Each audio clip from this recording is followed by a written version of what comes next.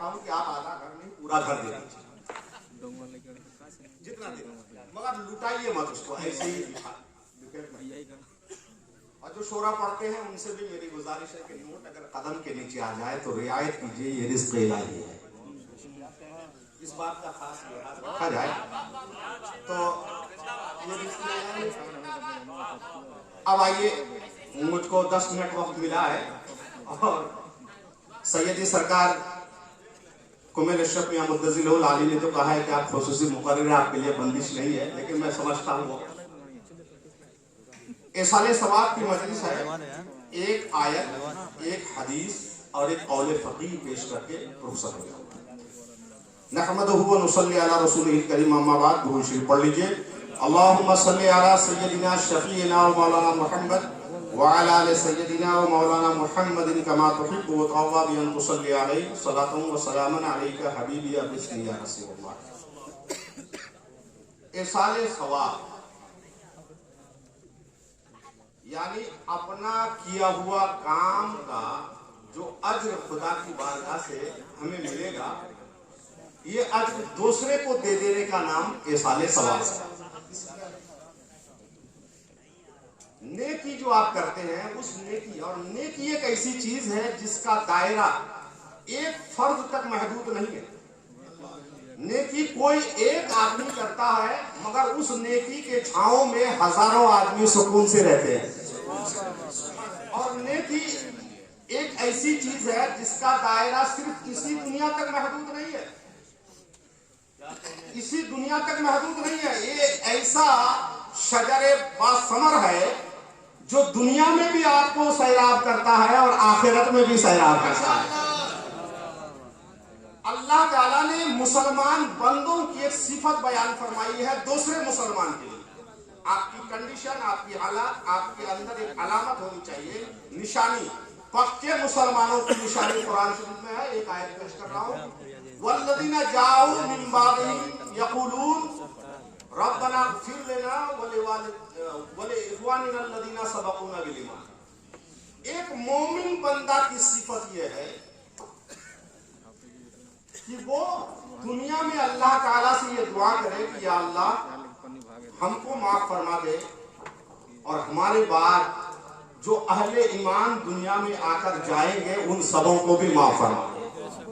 अगर ये सिफत आपके अंदर है तो यकीनन आप मोमिन हैं और अलामत ईमान आपके अंदर मौजूद है।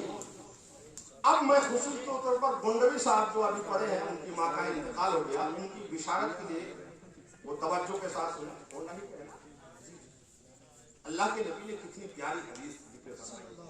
11वीं सदी के मुजद्दिद हजरत इमाम जलालुद्दीन सयूती रहमतुल्लाह तआला अलैह फरमाते हैं, इन्ना उम्मती उम्मतुन मरहूमतुन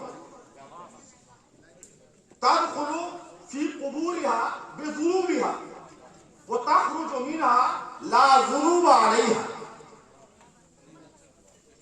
तुमहसु अनहा बिइस्तिग़फ़ारिल मुमिनीन लहा। सदक़ रसूलुल्लाह सल्लल्लाहु अलैहि वसल्लम। मेरे आका इरशाद फरमाते हैं, मेरी उम्मत पर अल्लाह ताला ने रहम व करम किया है। बेशक मरहूम उम्मत है ये।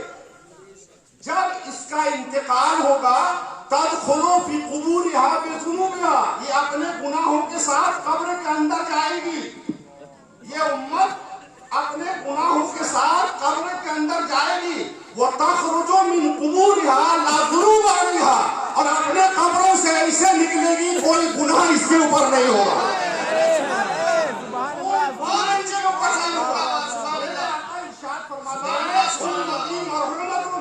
मेरी उम्मत मरहूमा है, तदखुलु फी कुबूरिहा बिज़ुनूबिहा, ये अपने कब्र में जाएगी तो गुनाह लेकर जाएगी, और जब कब्र से बाहर निकलेगी ला ज़ुनूब अलैहा, इसके ऊपर कोई गुनाह नहीं होगा। वो गुनाह कहाँ जाएगा, किधर से खत्म होगा?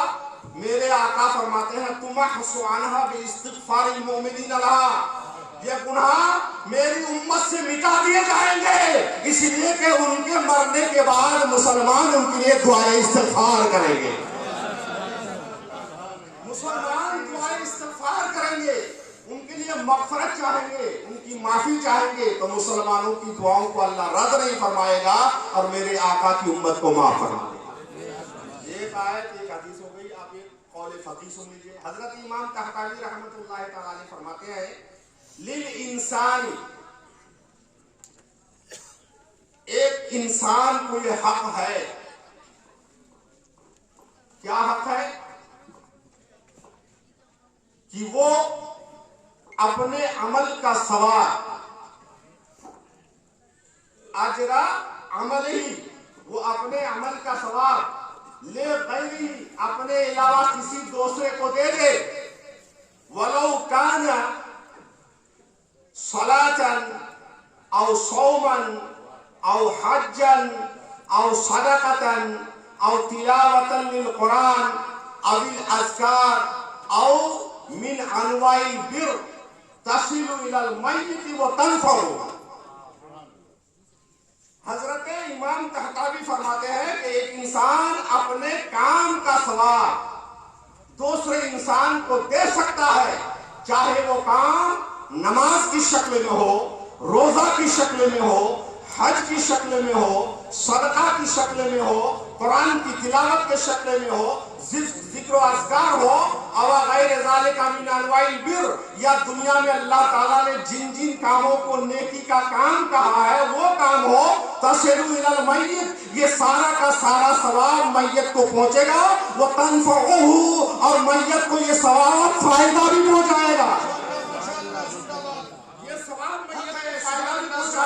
مسلمان بھائیوں یاد رکھیے, 40واں برسی اور عرس وغیرہ کرنے کا صرف یہی مقصد نہیں ہے کہ آپ کے پاس پیسہ ہو تبھی آپ کر سکتے ہیں, زر ہو تبھی آپ کر سکتے ہیں, دھن دولت ہو تبھی آپ کر سکتے ہیں, گوشت بریانی پلاؤ کا انتظام ہو تبھی آپ کر سکتے ہیں. ایسا نہیں ہے. اب ظہر کی نماز پڑھ رہے ہیں, 12 رکعت نماز ہے, آپ نے اپنی پڑھ لی, وقت اگر ہے تو 2 رکعت نفل نماز اپنے ماں باپ کے سالے ثواب کے لیے پڑھ لیجئے. اگر آپ رمضان شریف کا روزہ رکھ چکے ہیں, اس کے بعد شوال کے 6 روزے ہیں, اس کے بھی رکھنے کے عادی ہیں, تو 1 روزہ اور رکھ لیجئے, ماں باپ کو اس کا ثواب پہنچا دیجئے. آپ صدقہ کر رہے ہیں, زکات نکال رہے ہیں, تو 100 روپیہ ایکسٹرا نکال دیجئے. اسی طرح سے جتنا کام ہے, روزہ بھی رکھو, حج بھی کرو, زکات بھی دو, اپنے لیے بھی کرو اور اپنے ماں باپ کے لیے بھی کرو.